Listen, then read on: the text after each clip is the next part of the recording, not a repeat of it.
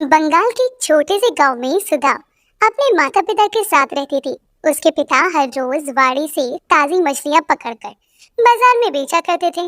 सुधा को भी मछली खाना बहुत पसंद था। उसकी माँ अक्सर उसके लिए गर्मा गर्म भात के साथ फिश करी बनाया करती थी। सुधा को अपनी माँ के हाथ की बनी फिश करी इतनी ज्यादा पसंद थी कि वो आए दिन अपनी माँ से फिश करी बनवाया करती थी। इसी तरह समय बीता और सुधा 20 साल की हो गई। आज तुम मेरे लिए फिश करी बनाओ ना।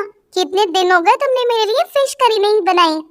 अरे बोल तो ऐसे रही है जैसे तुझे फिश करी खाए पता नहीं कितने दिन हो गए। अभी 3 दिन पहले ही तो मैंने तेरे लिए फिश करी बनाई थी। अरे तो देखो तो पूरे 3 दिन हो गए तुमने मेरे लिए फिश करी नहीं बनाई। मैं तो अगर एक दिन भी तुम्हारे हाथ की बनी फिश करी ना खाऊं ना तो मुझे अजीब सा लगने लगता है। अब तो फिर भी मैंने 3 दिन से तुम्हारे हाथ की फिश करी नहीं खाई। अब तो बड़ी हो गई है। अब मैं कब तक तुझे अपने हाथ की फिश करी बनाकर खिलाती रहूंगी। अब तो तू मुझे अपने हाथ से गर्मा गर्म भात के साथ स्वादिष्ट फिश करी बनाकर खिला। मन तो मेरा भी बहुत करता है तुम्हें अपने हाथ की फिश करी खिलाने का, लेकिन क्या करूं, मैं चाहे जितनी भी कोशिश कर लूं लेकिन तुम जैसी फिश करी कभी बना ही नहीं पाती। पता नहीं तुम फिश करी में ऐसा कौन सा मसाला डालती हो जो तुम्हारे हाथ की फिश करी इतनी टेस्टी बनती है। अरे ऐसा कुछ नहीं है, मैं फिश करी में वही सब मसाले डालती हूँ जो तू फिश करी में डालती है।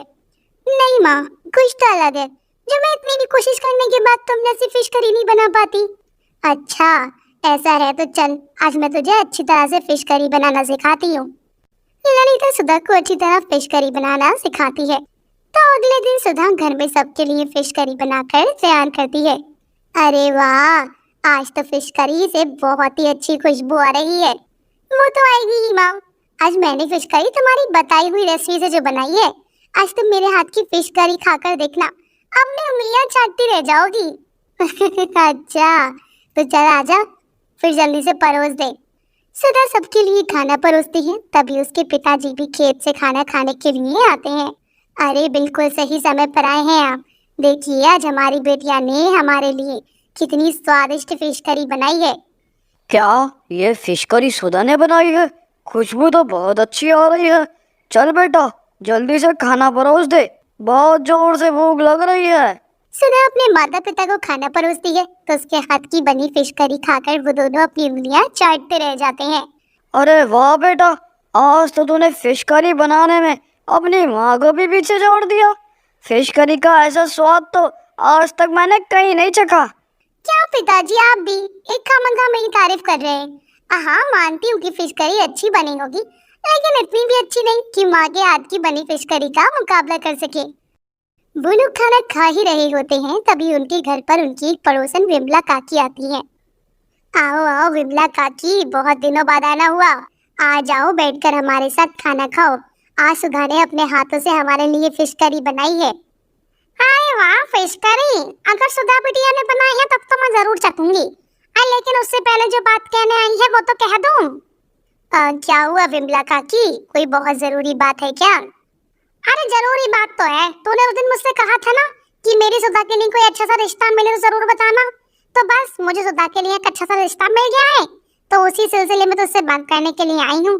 लड़का बहुत अच्छा है, खेती का काम करता है, ज्यादा तो नहीं लेकिन इतना कमा लेता है कि घर का खर्चा चल सके। अब बाकी तुम भी जानते हो हम जैसे गरीब लोगों के रिश्ते हम जैसे लोगों में ही अच्छा हो तो अच्छा है, वरना अमीर लोगों के यहाँ शादी करके तो लड़कियां जिंदगी भर पछताती हैं।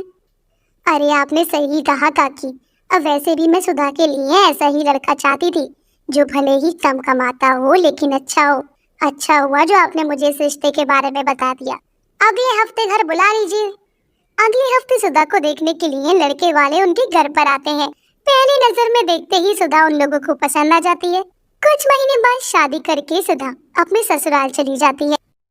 सुधा मैं खेत में जा रहा हूँ, दोपहर में खाना खाने आऊंगा। अगर तुम्हें कोई चीज चाहिए तो मुझे बता दो, मैं दोपहर में आते हुए ले आऊंगा।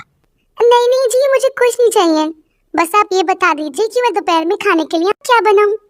तुम्हारा जो भी मन हो तुम बना लेना सुधा, तुम तो वैसे भी सब कुछ अच्छा ही बनाती हो। जब हम तुम्हें देखने आए थे तो तुम्हारे हाथ का खाना बहुत अच्छा था, इसीलिए तुम्हारा जो मन हो तुम खुद ही बना लो।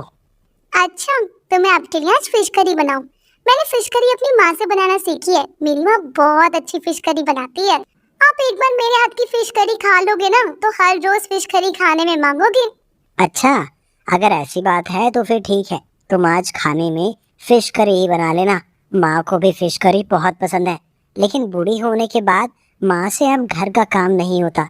तुम आज फिश करी बनाओगी तो माँ भी फिश करी खाकर बहुत खुश हो जाएगी। लेकिन तुम्हें खुद बाजार जाकर ही मछली लानी पड़ेगी, क्योंकि मुझे अभी खेत में जाकर फसल की कटाई करनी है।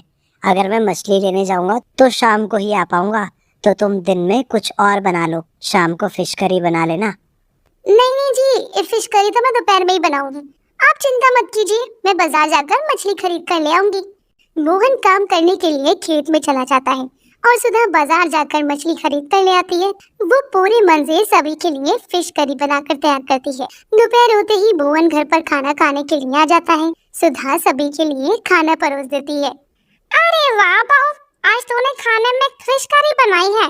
फिश करी तो मुझे बहुत ही पसंद है, लेकिन अब मुझसे खाना बनाने में ज्यादा मेहनत नहीं होती, इसलिए कुछ आसान सा ही बना लेती हूँ। आज तो तूने खाने में फिश करी बनाकर मेरे मन को खुश कर दिया। फिश करी में से खुशबू तो बहुत ही अच्छी आ रही है। लगता है ये खाने में भी बहुत अच्छी होगी। हाँ माँ जी, ये फिश करी मैंने बनाई है और ये मैंने अपनी माँ से सीखी है। आप एक बार खाकर देखिए, आपको बहुत पसंद आएगी। सुधा के ससुराल वाले जैसे ही उसके हाथ की बनी फिश करी को चखते हैं तो उन्हें उसका स्वाद बहुत ही पसंद आता है। सच में बहू, ये फिश करी तो बहुत ही स्वादिष्ट है। मैंने तो आज से पहले अपनी जिंदगी में कभी इतनी स्वादिष्ट फिश करी नहीं खाई। मैं तो कहती हूँ अब तो खाने में हर रोज यही फिश करी बनाई हो। इसे खाकर तो मुझे मजा आ गया। सच में सुधा, ऐसी फिश करी तो बाजार में भी नहीं मिलती। अगर कोई ऐसी फिश करी बनाकर बाजार में बेचने लगे तो वो एक प्लेट फिश करी और चावल के लिए कम से कम 100 रुपए ले लेगा।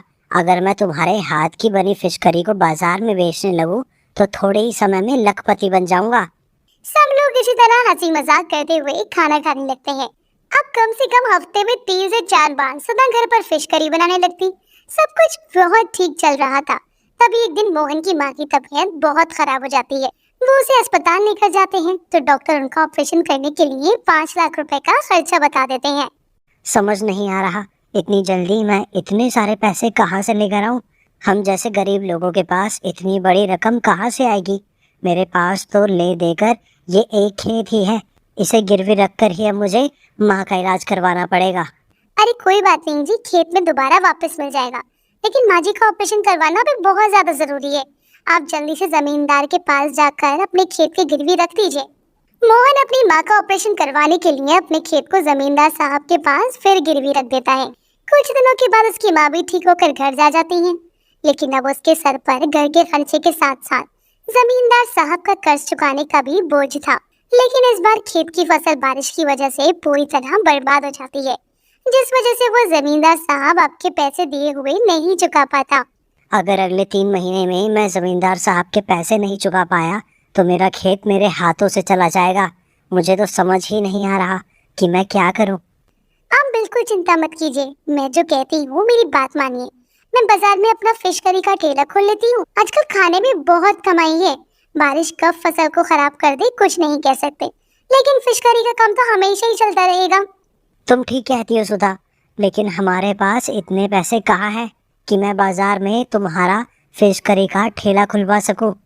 अरे आप उसकी चिंता मत कीजिए, मैं अपने कुछ गहनों को बेचकर फिश करी का ठेला खोल लूंगी। फिश करी का ठेला खोलने से ज्यादा खर्चा भी नहीं आएगा।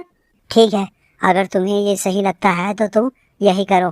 मैं तुम्हारे काम में तुम्हारी पूरी मदद करूंगा। मोहन सुनार के पास जाकर सुधा के कुछ गहनों को बेच देता है। उन पैसों में सुधा बाजार में अपना फिश करी का ठेला खोलती है। उसके हाथ की फिश करी लोगों को इतनी पसंद आती है कि बहुत ही कम समय में वो पूरे बाजार में गरीब फिश करी वाली के नाम से मशहूर हो जाती है। वो अपने फिश करी के ठेले से इतने पैसे कमा लेती है कि 3 महीने की जगह 1 महीने के अंदर ही वो जमींदार साहब के सारे पैसे चुका देते हैं।